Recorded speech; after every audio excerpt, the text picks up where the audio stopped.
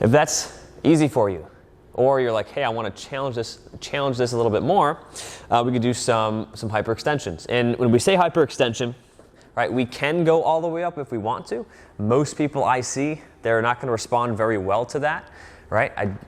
I've used this all the time just for pure strength, but many times we get a lot of my patients have low back pain and they're not really tolerant to that hyperextension. So I tend to keep people more neutral when they come up, and I'll show you what I'm talking about.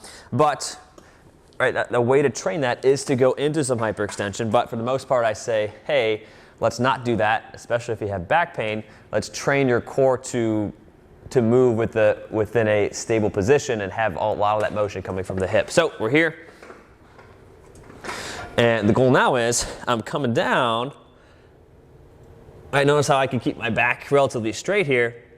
Really squeeze my butt on the way up.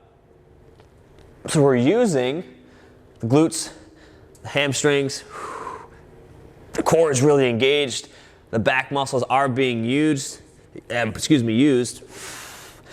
the most part, the back is still in a pretty stable position. And we can move it, we can target it differently, but for this, I really want to go for squeezing the butt, going all the way down, all the way back up.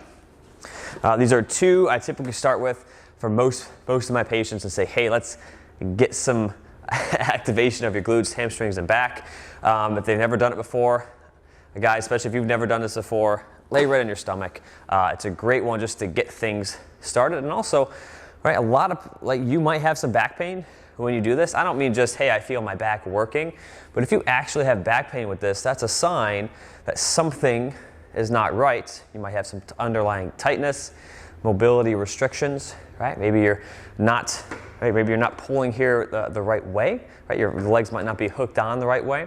So if you do have pain, something's going on, and maybe you are using this completely right, because I used to do this in high school and had a lot of low back pain.